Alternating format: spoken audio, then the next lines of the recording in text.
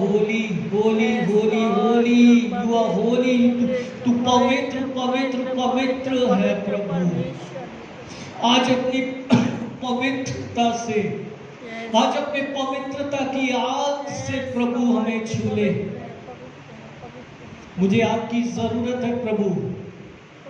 आज मेरी महत्वपूर्ण जरूरत प्रभु आप हैं।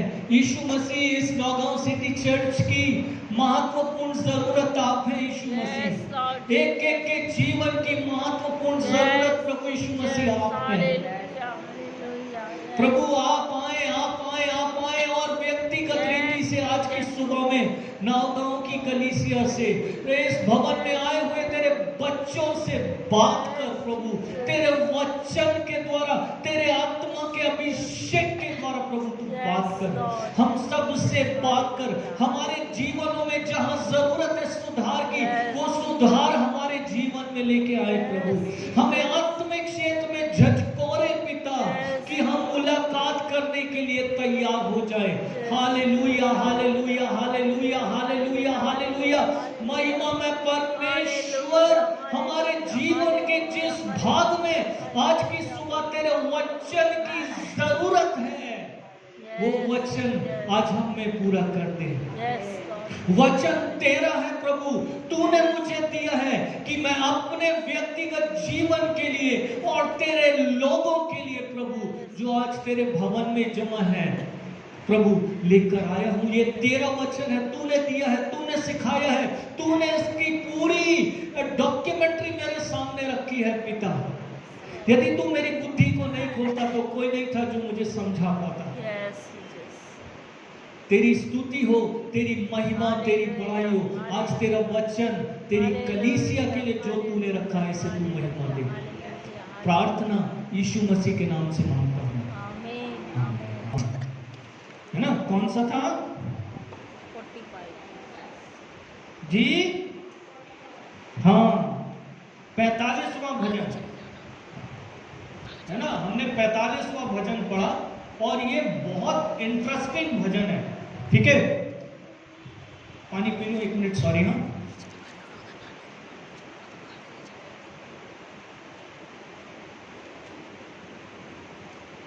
भजन संगीता 45,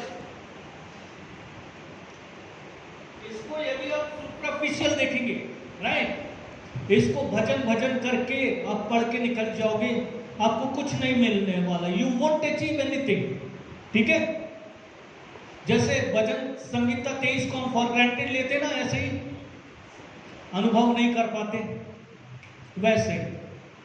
ठीक है, और आपको ये बात बताना चाहता हूं कि ये भजन संगीता जो 45 है ये खजाना है। ठीक है, अली बाबा का वो जो खजाना ढूंढने गया था ना, अली बाबा का खजाना है। ठीक है, बहुत कुछ छिपा हुआ है इसके अंदर। जैसा मैं पहले भी आपको बोल चुका हूं कि पुराना नियम नए नियम की परछाई है। ठीक है, पुराने नियम में सब कुछ छिपा हुआ है, हमको कुछ भी चीज प्रत्यक्ष रूप से दिखाई नहीं देता है। हमारी आत्मिक आंखें जब खुली होती हैं, जब परमेश्वर की आत्मिक समझ हमारे जीवन में होती है, तब हम समझ पाते हैं कि परमेश्वर का वचन क्या कह रहा है। भजन संगीता 45 अध्याय। ठीक है, हम लोग भजन संगीता 45 अध्याय को आज की सुबह में देखेंगे। परमेश्वर का वचन यहां पर क्या कह रहा है। ठीक है, सब लोग साथ में, है ना, क्योंकि मैं समझता हूं कुछ लोग सोते होंगे तो मैं साथ में पढ़ाता हूं, थोड़ा सा नींद जग जाता होगा ना। कई बार ये रेबेका के घर के पड़ोस में जो नॉनवेज की दुकान है, कई बार दिमाग वहां चला जाता ना, रोड पे जो है, और सब्जी बाजार चला जाता है। आज इंडिया पाकिस्तान का एशिया कप का मैच है, वहां चला जाएगा। यार 3 बजे से आएगा, बैठना है टीवी देखने के, तो अच्छा होगा कि हम सब साथ में पढ़ेंगे, राइट। परमेश्वर का वचन क्या कह रहा है यहां पर, सब लोग साथ में पढ़ेंगे। मेरा हृदय एक सुंदर विषय की उमंग से उमड़ रहा है, जो बात मैंने राजा के विषय रची है उसको सुनाता हूं। मेरी जीभ निपुण लेखक की लेखनी। कोरा वंशी इस भजन के लिखने वाले हैं। आप हेडलाइन देखिए ऊपर की तरफ, कोरा वंशी कौन है? कौन है कोरा वंशी? मैं पिछली बार आपको बता चुका हूं। कोरा वंशी लेवियों का एक ग्रुप है, ठीक है। और कोरा वंशी स्पेशली परमेश्वर के भवन की आराधना का काम संभालते हैं। उनका काम रख रखाव नहीं है, उनका काम वर्शिप लीडिंग, म्यूजिक इंस्ट्रूमेंट्स का रख रखाव, उसको बजाना, ठीक है, सॉन्ग्स को लिखना, पोएट्रीज को लिखना, ये कोरा वंशियों का काम है। और ये शुरू हुआ है दाऊद के समय से, ठीक है, जब परमेश्वर का भवन एक टैबरनेकल के रूप में है, ठीक है, मिलाप वाले तंबू के रूप में वो है, जहां पर वाचा का संदूक है, मिलाप वाला तंबू है, और लोग वहां पर आराधना के लिए जा रहे हैं, प्रभु से बातचीत करने के लिए जा रहे हैं। अभी तक मंदिर का निर्माण नहीं हुआ है, जिस समय कोरा वंशियों ने दाऊद के समय में इस कार्य को संभाला है, ठीक है। दूसरी बात, ये मश्कील है जैसा वहां पर लिखा हुआ है, और ये एक कौन सा गीत है? प्रेम का गीत, विवाह का गीत, दोनों बातें हैं। प्रेम का, विवाह के प्रेम का गीत है, ठीक है। और यहां पे किसी को यीशु मसीह दिखाई देता है इस चैप्टर में?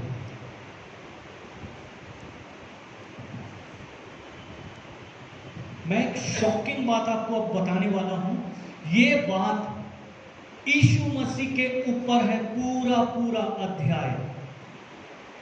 पूरा अध्याय में आपको यीशु मसीह का नाम कहीं नहीं दिख रहा, लेकिन यहां पर यीशु मसीह है। ये मेसियानिक सॉन्ग, ठीक है, मसीह के ऊपर लिखा गया प्रॉफेटिकल अनाउंसमेंट है, ठीक है।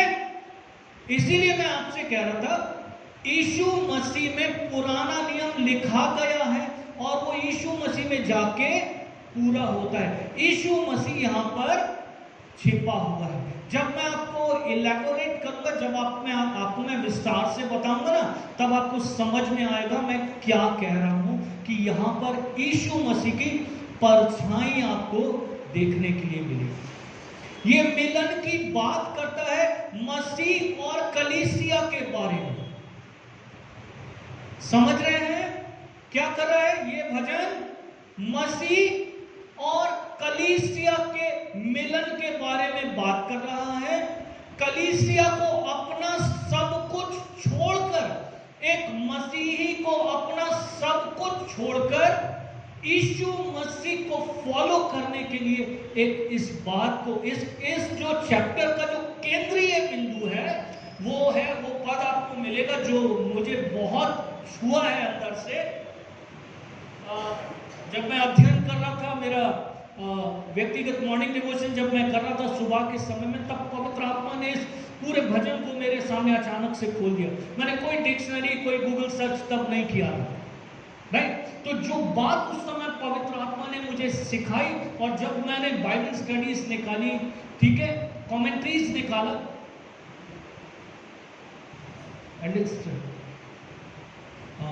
ठीक है, look at me please, look at me, look at me, look at me, ठीक है। तो परमेश्वर का वचन यहां पर 10वें और 11वें वचन में इस अध्याय के केंद्रीय बिंदु को हमारे सामने रखता है। और केंद्रीय बिंदु क्या है? वचन कहता है, सब लोग साथ में पढ़ेंगे, हे राजकुमारी सुन और कान लगाकर ध्यान दे, अपने लोगों और अपने पिता के घर को भूल जा, और राजा तेरे रूप की चाह करेगा, क्योंकि वो तेरा प्रभु है, तू उसे दंडवत। राइट? परमेश्वर का वचन यहां पर कह रहा है, हे राजकुमारी सुन, अर्थात हे कलीसिया सुन, ठीक है, हे कलीसिया सुन, ध्यान लगा, परमेश्वर के वचन की ओर ध्यान लगा, राइट, और अपने लोगों, राइट, पतरस एक बात कहता है कि तुम्हारा चाल चलन जो तुम्हारे बाप दादों से चला आता है, तुम्हारे बाप का घर, राइट, तुम्हारे बाप का घर छोड़ो और कहां पर आ जाओ। परमेश्वर का वचन कहता है अपने पिता के घर को, अपने बाप के घर को, अर्थात शैतान और वो निकम्मा चाल चलन रखने वाला स्वभाव को छोड़कर किसके पास आ? राजा। जब तू ऐसा करेगा, जब चर्च तू ऐसा करेगा, जब कलीसिया तू ऐसा करेगा, राइट, राजा तेरे रूप की चाहे। ठीक है, परमेश्वर का वचन हमसे इस बात को कहता है, जब तुम सब कुछ छोड़कर परमेश्वर के पीछे, जब तुम सब कुछ छोड़कर यीशु मसीह के पीछे हो लोगे, यीशु मसीह तुम्हारे मुख की चाहते हैं। कल मैं इवनिंग ड्यूटी पे था, मेरे साथ मेरा एक जूनियर था जो अन्य जाति विश्वास से बहुत हाई कास्ट ब्राह्मण से, ब्राह्मण परिवार से वो प्रभु में आया है। उसकी सिलेक्शन अभी सीएमसी वेलोर में के लिए वो इंटरव्यू के लिए जाने वाला है। उसने अपना एंट्रेंस पास कर लिया। कल हम डिस्कशन कर रहे थे, वो बहुत सवाल पूछता है, ठीक है, बहुत उसका जो स्पिरिचुअल स्टेटस है वो बहुत हाई है, बहुत सवाल करता मुझसे, एक डॉक्टर है उससे, फिजियोथेरेपिस्ट है उससे, दिन भर हमारे यहाँ लैब में कुछ डिस्कशन होता। तो कल मैं शाम को उसको एक चीज बोल रहा था कि परमेश्वर अपने मन का हाल आपको ऐसे नहीं बताएगा, राइट, परमेश्वर अपने मन का हाल ऐसे नहीं बताएगा, उसको बताएगा जो उसके साथ एक संबंध में रहता। मैंने कई बार यहाँ चर्च में बोला है कि हम परमेश्वर के साथ संबंध में आए, लेकिन क्या होता है कि हमारे जीवन में हमारा पुराना चाल चलन, हमारा पुराना स्वभाव, हमारे बाप का जो नेचर है वो हमारे साथ लगा रहता है, इसलिए राजा का जो मुख है ना वो प्रॉपर्ली हमें देख नहीं पाता। तो परमेश्वर का वचन हमें इस बात को कहता है कि राजा तेरे रूप की चाह करेगा, क्योंकि वो तेरा प्रभु है, तू उसे दंडवत कर। प्रभु, पति, ठीक है, एक की अर्थ रखते हैं। कलीसिया के लिए प्रभु है, पति है, उसका दुल्हा, राइट, जिसके लिए वो स्ट्राइविंग है, प्रयत्नशील है कि एक दिन अपने दूल्हे के सामने वो पूरी पवित्रता में, प्रकाशित वाक्य 19 अध्याय 20 अध्याय में जो हमको देखने के लिए मिलता है। ठीक है, ये इसकी सेंट्रल पॉइंट है, ये इसका केंद्रीय बिंदु है इस अध्याय का। ठीक है, इसमें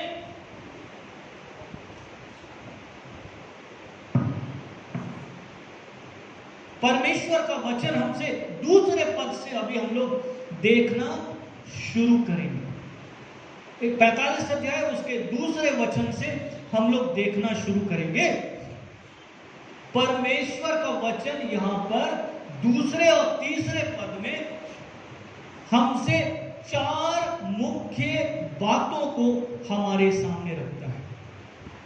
45 अध्याय का दूसरा और तीसरा वचन, भजन संहिता 45 अध्याय दूसरा और तीसरा वचन 4 मुख्य बातों को हमारे सामने रखता है। ठीक है, ध्यान से सुने परमेश्वर का वचन हमसे क्या कह रहा है। जैसा मैंने कहा, एक एक बात यीशु मसीह के ऊपर लिखी गई, एक एक बात में जो ये जो भजन है यीशु मसीह आपको दिखाई देता है। पहली बात जो दूसरे अध्याय के पहली लाइन में है, हिंदी बाइबल के आधार पर क्या कह रहा है? मनुष्यों की संतानों में तू परम सुंदर। कौन है जो यीशु मसीह की खूबसूरती को चैलेंज कर सकता? कौन इतना सुंदर है ना? बाइबल से शारोन का गुलाब, है ना, तू मेरा मसीहा है। लिली ऑफ वैली उसकी संज्ञा देता है। इतना खूबसूरत। एक इंग्लिश का बहुत अच्छा वर्शिप सॉन्ग है, you are beautiful beyond descriptions. तू वर्णन करने से बाहर सुंदर है प्रभु। हम तेरी खूबसूरती का वर्णन नहीं कर सकते। We can not explain, we can not elaborate your beauty.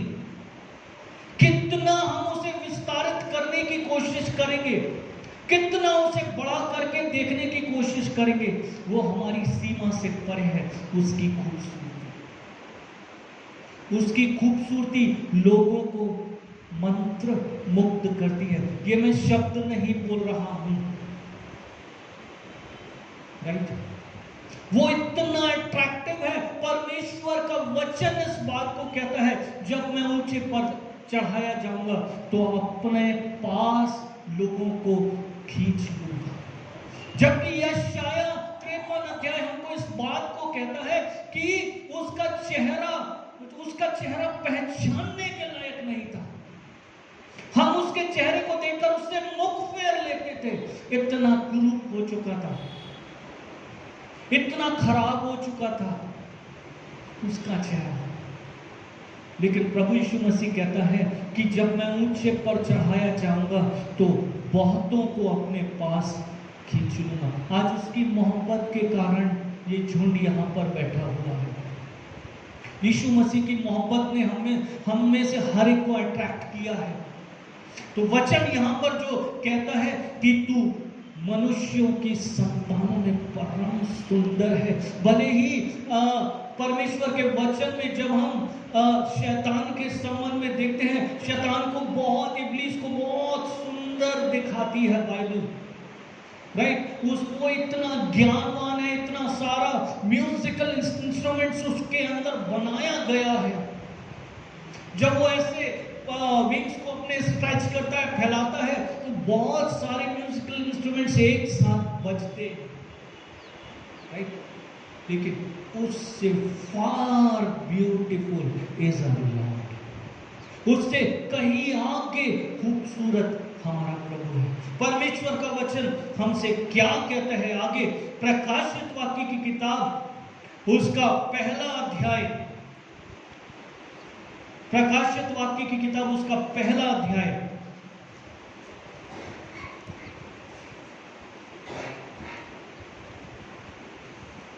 जल्दी हम लोग इस वचन को देखेंगे। 13 वचन से आगे,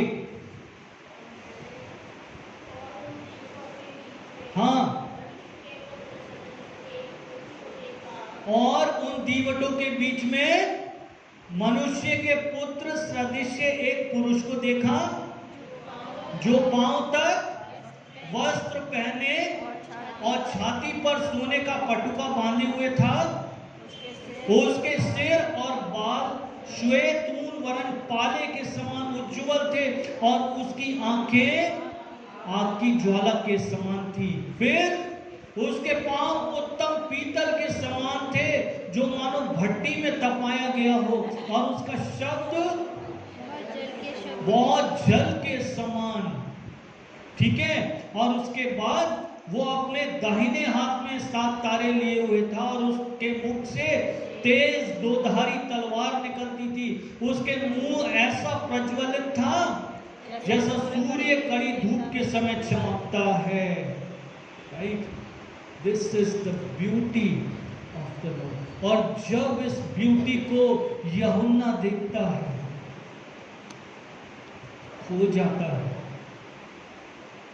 परमेश्वर का वचन क्या कह रहा है? जब यूहन्ना ने उसकी ब्यूटी को देखा, he fainted, वो मुर्दा सा, वो फेंट होकर, हिंदी में क्या बोलूंगा, वो बेहोश हो गया, वो बेसुध हो गया और प्रभु के चरणों पर गिर पड़ा जब उसने उसकी ब्यूटी को देखा। This much beautiful. उसके रूप रंग का हमारे सामने व्याख्यान कर रही है बाइबल। प्रभु का दास यूहन्ना उसके रूप रंग का को लिख रहा है। एक तरफ यशाया लिखता है, यशाया 53 में, कि उसका रूप पहचानने के लायक नहीं था। ऐसा हो चुका था कि हम उससे नफरत करते थे, हम अपना मुख फेर लेते थे। लेकिन यूहन्ना उसकी खूबसूरती को एक अलग वे में दिखाता है। वो कहता है ऐसा स्वरूप था उसका, और जब मैंने देखा तो मैं उसके पांव पर मुर्दा सा गिर पड़ा। मूसा ने रिक्वेस्ट की, मुझे अपने मुख का दर्शन करा दे। राइट, मुख तो नहीं देखा, परमेश्वर की पीठ एक दरार में से देखी। और जब मूसा नीचे उतर कर आ रहा है, परमेश्वर का वचन क्या कहता है? इस्राएलियों ने मूसा को विनती की कि अपने चेहरे के आगे एक वेल डाल ले, एक पर्दा डाल ले, क्योंकि वो उसके मुख का दर्शन नहीं कर पा रहे।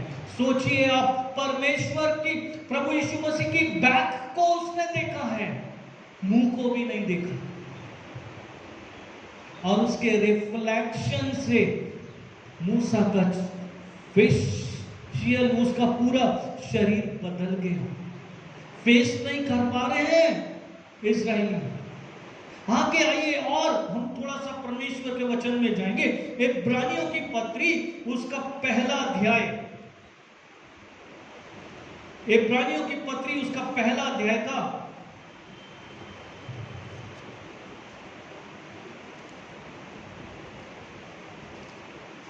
30वां वचन।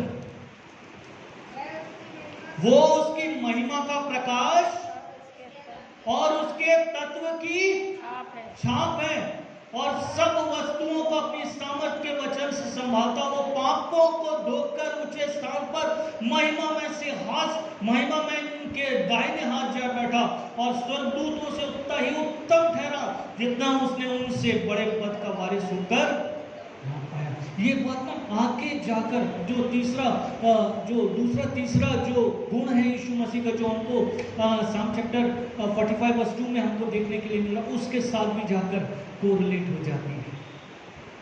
ये है हमारा यीशु मसीह। उसके बाद एक और वचन जो पुराने नियम में हमको मिलता है, जकरिया नबी की किताब,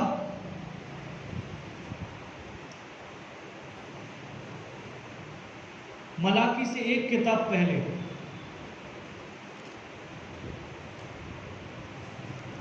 जकरिया नबी की किताब, उसका 9वां अध्याय, उसका 17वां वचन देखिए।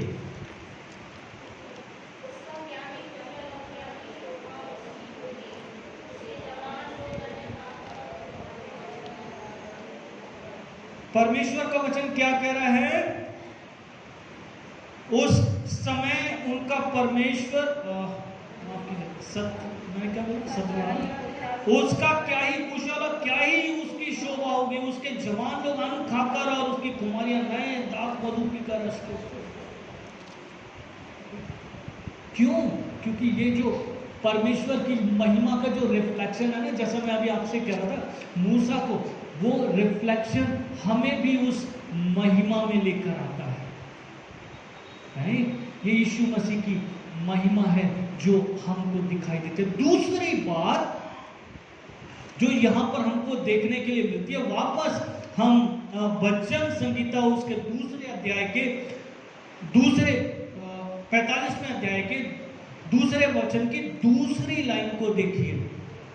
पर तेरे होठों में अनुग्रह। क्या समझ सकते हैं? परमेश्वर का जो वचन तेरे मुंह से निकलता है, राइट, वो बहुतों के लिए अनुग्रह को लेकर आता है। तेरे वचन से यीशु मसीह, तेरे वचन से, तेरे मुंह से जो वचन निकलता है वो बहुतों के लिए परमेश्वर का अनुग्रह लेकर आता है। नया नियम कहता है, जल्दी जल्दी कुछ रेफरेंसेस को देखेंगे। लूका रचित सुसमाचार 4था अध्याय,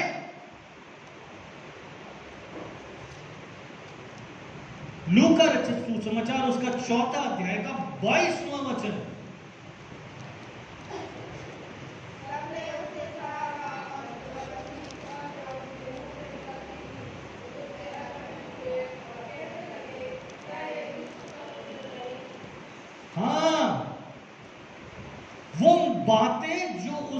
मुख से निकलती थी, ठीक है, जो लोगों के लिए अनुग्रह लाता था, लोगों का ध्यान उस पर नहीं है।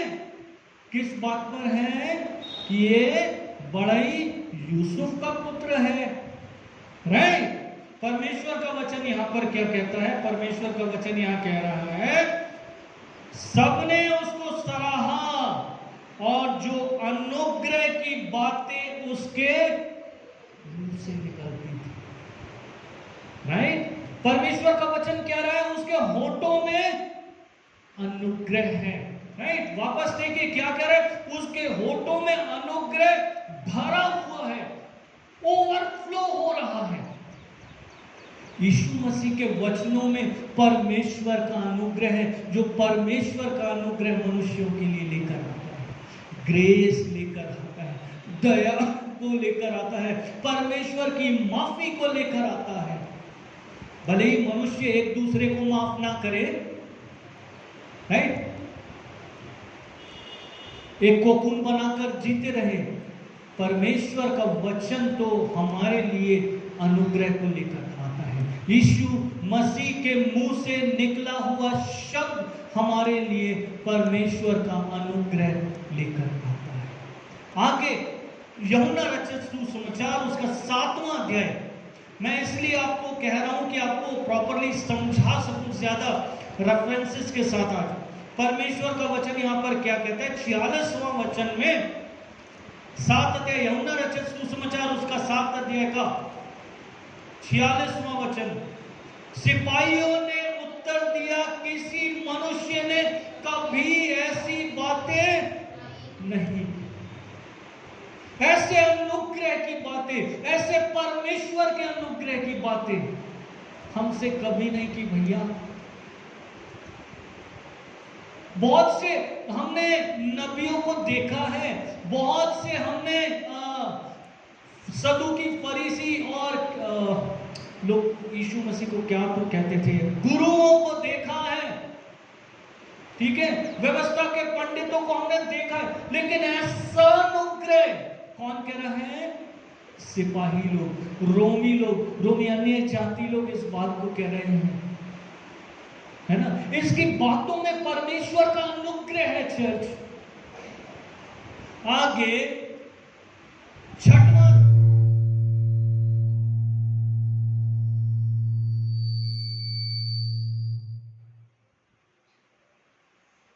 अध्याय का 68वां वचन ही देखिए, उसके साथ साथ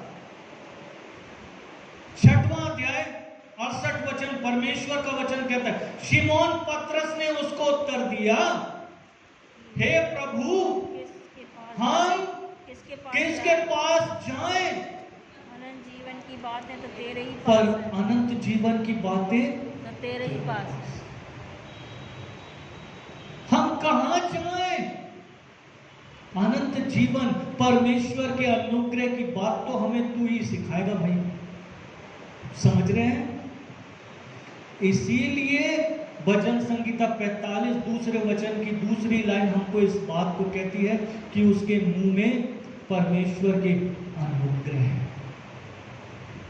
आपको मालूम ये शादी का भजन, बहुत सारे जो स्कॉलर्स हैं उनका मानना है कि सोलोमन ने जब मिस्र के राजा की बेटी से शादी किया है तब इस भजन को लिखा है। और सोलोमन क्या है? परमेश्वर का ज्ञान पाया हुआ, परमेश्वर के ज्ञान का अभिषेक पाया हुआ राजा है, ठीक है। बहुत सारे नीति वचनों को उसने लिखा है परमेश्वर के आत्मा से होकर। तो ये वचन सोलोमन के ऊपर भी हो सकता है और ये बात यीशु मसीह के ऊपर है, ये तो डेफिनेट है, राइट। सोलोमन ने बुद्धि की बातें कही ना, इसलिए वो क्या कह रहे हैं? तेरे मुंह से, तेरे होठों में अनुग्रह भरा हुआ है। सोलोमन की बातों में परमेश्वर का अनुग्रह है, लेकिन ये यीशु मसीह को दिखाता है क्योंकि उसके होठों से परमेश्वर का अनुग्रह मानव जाति के लिए है। राइट? अनुग्रह की बातें, परमेश्वर के अनुग्रह की बातें हम सब के लिए, हाँ, जैसा यूहन्ना 4:13 से 14 के बीच में हम देखते हैं कि जो जल मैं तुझे पीने के लिए दूंगा, राइट? उसको देख लीजिए जल्दी से, है ना? यूहन्ना रचित सुसमाचार उसका 4 अध्याय, प्रभु यीशु मसीह सामरी स्त्री से बातचीत कर रहे हैं ना। प्रभु यीशु मसीह कहते हैं 13 और 14 वचन में, यीशु ने उसको उत्तर दिया, जो कोई जल पिएगा फिर प्यासा होगा, परंतु जो कोई उस जल में से पिएगा जो मैं उसे दूंगा वो फिर अनंत काल तक प्यासा ना होगा, वरन जो जल मैं उसे दूंगा वो उसमें जीवन का एक सोता बन जाएगा जो अनंत जीवन के लिए उमड़ता है। परमेश्वर के वचन का सोता, राइट? उसके बाद प्रभु यीशु मसीह एक और बात कहते हैं 6वें अध्याय के 35वें वचन में। प्रभु यीशु मसीह यहाँ पर कहते हैं, यीशु ने उससे कहा, जीवन की रोटी मैं हूं, जो मेरे पास आता वो कभी भूखा ना होगा, जो मुझ पर विश्वास करता है वो कभी प्यासा ना होगा। प्रभु यीशु मसीह अपने आप को कह रहे, he is saying himself, I am the bread of life, I am the living water, मैं जीवन का जल हूं, जो मुझे खाएगा, जो मुझे पिएगा वो कभी प्यासा ना होगा। कल हम प्रार्थना कर रहे थे, प्रभु हमें हिरनी की तरह हाँफना सिखा, हमें हमारे अंदर यह अभिलाषा दे प्रभु कि हम हिरनी की तरह हाँफ सके आपके लिए, जैसे हिरनी नदी के जल के लिए हाँफती है, हमें हाँफना सिखा तेरे लिए। क्योंकि प्रभु यीशु मसीह के अनुग्रह की बातें सुनना जरूरी है। मरियम ने इस चीज का एक्सपीरियंस कर लिया है कि इसके होठों से अनुग्रह बहता है, परमेश्वर का अनुग्रह बहता है। So she is sitting on the feets of our lord, वो हमारे प्रभु के चरणों के ऊपर बैठी है। मार्था तो काम कर रही है, काम करते करते थक जाती, घबरा जाती, फ्रस्ट्रेट हो जाती है। ऑब्वियसली बहुत सारे लोगों की जिम्मेवारी उसके सिर पर है, घर की शायद बड़ी बहन है, जिम्मेवारी है उसके सिर पर। वी डू अंडरस्टैंड इट, हम समझते हैं इस बात को, लेकिन प्रभु यीशु मसीह मरियम के संबंध में कहता है कि इसने उस उत्तम भाग को चुन लिया है जो इससे कभी छीना नहीं चाहिए। मरियम ने समझ लिया है कि इसके होठों से जीवन का अनुग्रह बहता है। हमने समझा, हमें से कितनों ने समझा। मैं सोच रहा था आज गीत आपको सिखाया हूं, उससे पहले आपसे पूछूं, क्या मुझे परमेश्वर की क्षमा का अनुभव हुआ है आज की तारीख तक? मैं बहुत शेमफुली आपको बोलूं, मुझे बहुत शर्म आई, बहुत शर्म आई। एक बार छतरपुर में एक लेंट की मीटिंग चल रही थी, शायद पिछले साल की, इस साल की नहीं, पिछले साल 2021। एक बुजुर्ग हुआ, शायद 72 से 75 की उम्र के हैं, प्रभु ने अभी भी उनको जिंदा रखा है, और उस दिन वो प्रचार कर रहे थे। मैं तो यहाँ छतरपुर में नौगांव में था प्रभु के वचन की सेवा के लिए, आप लोग के साथ लाइन की मीटिंग में था। और जब मैं लौट के गया तो मेरा दोस्त प्रभु का दास पास्टर दीपक मुझे बोलता है कि अब उनको 75 साल की उम्र में उनको प्रचार कर रहे हैं, यहाँ पोडियम पे खड़े होकर प्रचार कर रहे हैं, और बोल रहे हैं कि हमें अभी तक परमेश्वर की क्षमा का अनुभव नहीं है। What a shameful thing. एक मसीही के लिए इससे शर्म की, चुल्लू पर पानी में डूब मरने से कोई बात नहीं। यदि आज मुझे परमेश्वर की क्षमा का अनुभव नहीं है, कल मैंने विनोद को पूछा, विनोद तुझे परमेश्वर की क्षमा का अनुभव है? ही सेड यस भैया,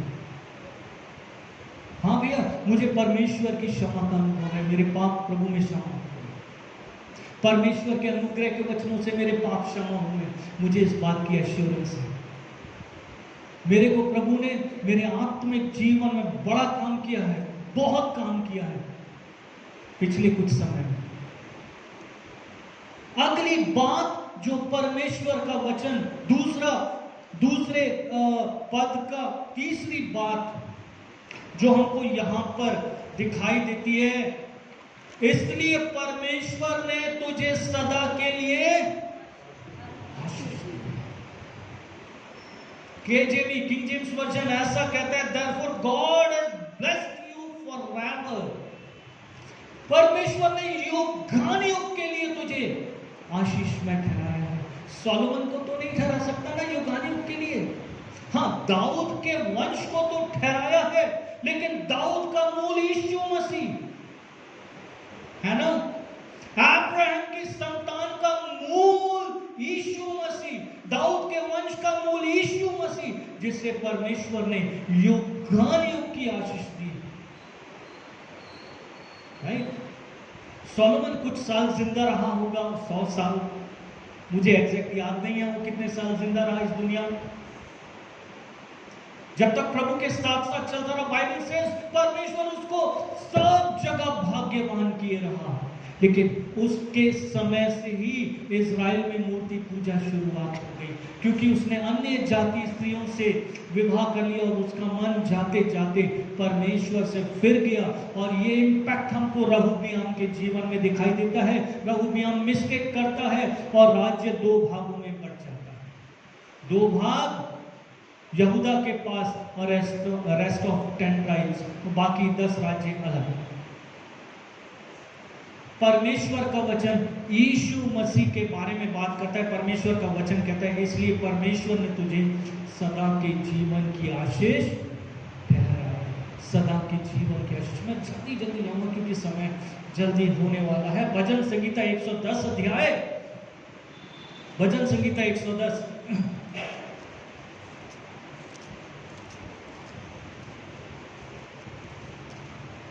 पहला वचन, मेरे प्रभु से यहोवा की वाणी है, तू मेरे दाहिने हाथ बैठ, जबकि मैं तेरे शत्रुओं को तेरे चरणों की चौकी। उसके बाद दूसरी बात, यशाया उसका 45वां अध्याय 23वां वचन, आइजिया चैप्टर 45 वर्स 23। परमेश्वर का वचन यहां पर कहता है, मैंने शपथ खाई और धर्म के अनुसार मेरे मुख से यह वचन निकला है और वो नहीं टलेगा।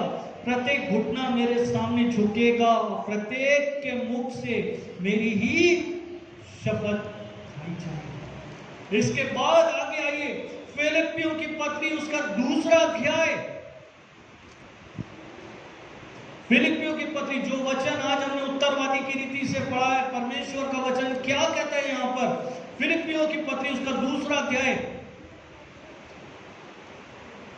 उसका 8वें वचन से आगे, और सब लोग साथ में, और परमेश्वर के रूप में प्रकट होकर अपने आप को दीन किया और यहां तक आज्ञाकारी रहा कि क्रूस की मृत्यु और क्रूस की मृत्यु भी सहली।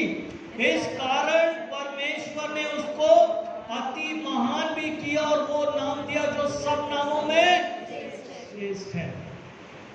उसके बाद क्या कहती है बाइबल, कि जो स्वर्ग में और पृथ्वी पर और पृथ्वी के नीचे में सब यीशु के नाम पर घुटना टेके और परमेश्वर पिता की महिमा के लिए हर एक जीव अंगीकार करे कि यीशु मसीह परमेश्वर का वचन यहां पर कहता है कि उसने उसको युगानुयुग के लिए हमें आशीष का कारण ठहराया है। हमारे लिए उसे आशीष का कारण ठहराया है युगानुयुग के लिए। राइट? क्योंकि उसका स्वभाव ही हमारे प्रति ऐसा था कि हर एक जीव अंगीकार करे कि यीशु मसीह प्रभु। बाइबल कहती है हर भाषा, हर जाति में जब तक यीशु मसीह नहीं पहुंच जाता तब तक प्रभु यीशु मसीह का आना संभव नहीं। हर जाति, हर नाम जब तक यीशु मसीह को नहीं जान लेगा, यीशु मसीह का आना नहीं। हर एक जगह। और परमेश्वर का वचन यहां पर कहता है कि उसको युगानुयुग की आशीष ठहराया है। वो हमारे उद्धार का कारण है।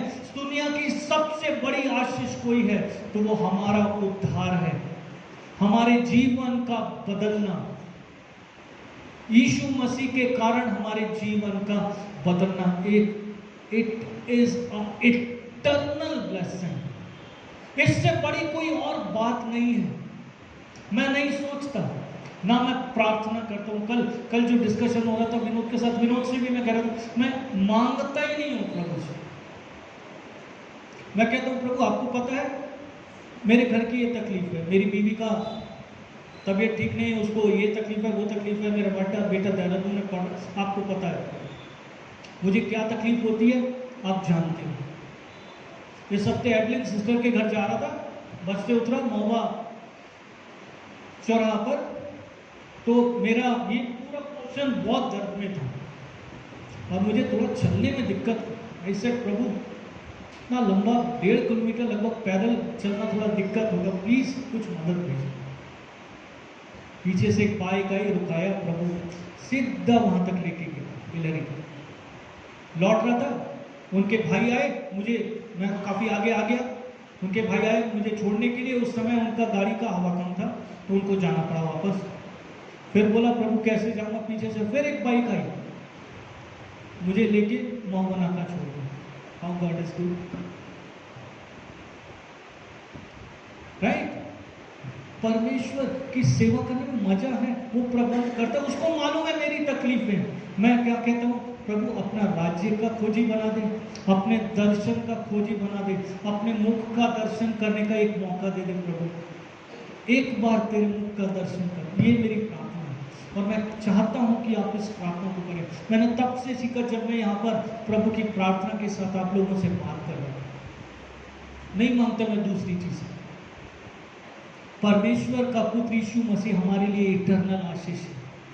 यीशु मसीह को मांगे, उस इटर्नल ब्लेसिंग को मांगे। चौथी और आखिरी बात जिसे आपके सामने रखना चाहता हूं, इस वचन की, परमेश्वर का वचन क्या कहता है। दूसरे अध्याय की 45वें अध्याय की तीसरा वचन का पहला भाग देखिए। परमेश्वर का वचन यीशु मसीह की सामर्थ्य और ऐश्वर्य को हमारे सामने रखता है। परमेश्वर की सामर्थ और उसके ऐश्वर्य को हमारे सामने रखता है। वो कहता है, हे वीर तू अपनी तलवार को जो तेरा वैभव और प्रताप है अपनी कटी पर बांध ले। सत्य, नम्रता, धर्म के निमित्त अपने ऐश्वर्य और प्रताप पर सफलता से सवार हो। तेरा दाहिना हाथ तुझे भयानक काम सिखलाए। तेरे तीर तो तेज हैं और तेरे सामने देश देश के लोग गिरेंगे। राजा के शत्रुओं के हृदय उनसे। एक उदाहरण दो, राजा का एक शत्रु, यीशु मसीह का एक शत्रु जिसका एक दर्शन में हृदय बदल गया। याद आ गया दमिश्क के रास्ते पर पौलुस, एक दर्शन। निकोदेमुस, एक मुलाकात, राइट। सरदार जिसका बच्चा बीमार है, एक मुलाकात। मिलिट्री कमांडर जो यीशु मसीह के क्रूस के सामने खड़ा हुआ है, एक मुलाकात। डाकू जो क्रूस पर लटका हुआ है, एक मुलाकात। जिसने उसके जीवन को, परमेश्वर का वचन यहां पर कहता है कि हे वीर तू अपनी तलवार को जो तेरा विभव है और प्रताप है अपनी कटी पर बांध ले। मतलब क्या है मालूम आपको, इसका अर्थ क्या है? इफिसियों की पत्री किसको तलवार बताती है?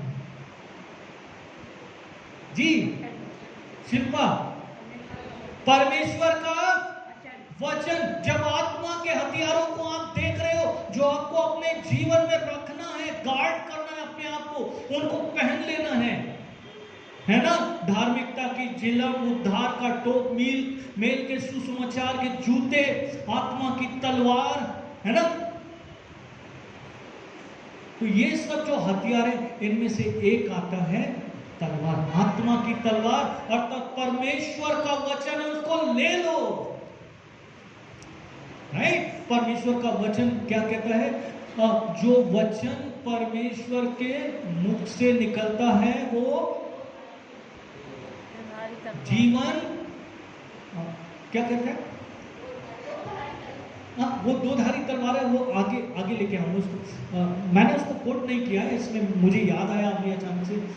परमेश्वर का वचन जो उसके मुख से निकलता है वो एवरलास्टिंग, एवरलास्टिंग, अनंत तक ठहरने वाला है ना। प्रभु यीशु मसीह क्या कहता है, व्यवस्था का एक बिंदु टलेगा नहीं बिना पूरे हुए। तो प्रभु यीशु मसीह का जो वचन है, वचन कौन है, वचन देहधारी हुआ, उसने हमारे बीच में डेरा किए। यूहन्ना 1 अध्याय, राइट। परमेश्वर का वचन क्या कहता है, आदि में वचन था, वचन परमेश्वर के साथ था। ये एक व्यक्तित्व को हमारे सामने रखता है, अर्थात वचन कौन है, यीशु मसीह। परमेश्वर के आत्मा की तलवार परमेश्वर का वचन यीशु मसीह है ना, जो यहां पर साइड में लटकी हुई है, ये यीशु मसीह। इफिसियों की पत्री उसके 6वें अध्याय के 7वें वचन में हम इस चीज को देखते हैं। जल्दी से क्विकली रेफरेंस को देखेंगे, रेवलेशन चैप्टर 19, प्रकाशित वाक्य की किताब उसका 19वां अध्याय और उसके 12 वचन से आगे परमेश्वर का वचन क्या कहता है। उसकी आंखों की ज्वाला है, उसकी आंखें आग की ज्वाला है और उसके सिर पर बहुत से राजमुकुट हैं। उस पर एक नाम लिखा है जिसे उसको छोड़ कोई नहीं जानता। वो लहू छिड़का हुआ वस्त्र पहने हैं और उसका नाम परमेश्वर का वचन है। इसके आगे और आप आएंगे, उसके वस्त्र, 16वां वचन, उसके वस्त्र और उसकी जांघ पर ये नाम लिखा है, राजाओं का राजा और प्रभु का, राइट। उसके बाद इब्रानियों की पत्री उसके 4 अध्याय को देखिए, उसका 12वां वचन जो अभी थोड़ी देर पहले हमने देखा था। इब्रानियों की पत्री उसका 4 अध्याय का 12वां वचन।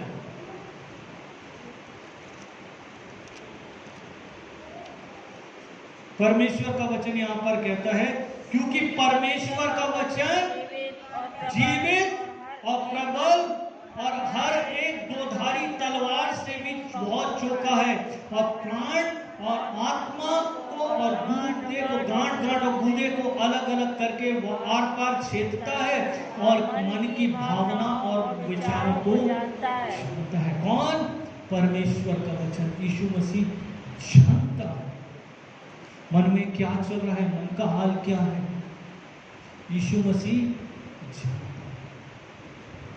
मैंने 4 बातें यीशु मसीह से संबंधित आज की सुबह भजन संहिता 45 अध्याय उसके दूसरे वचन से, दूसरे तीसरे वचन से आपके सामने रखी है। मैंने कोशिश किया है आपको इस बात को बताने के लिए कि यहाँ पर यीशु मसीह हमको दिखाई देता है, इसमें में यीशु मसीह हमको दिखाई देता है, इन रूपों में हमको यीशु मसीह दिखाई देता है।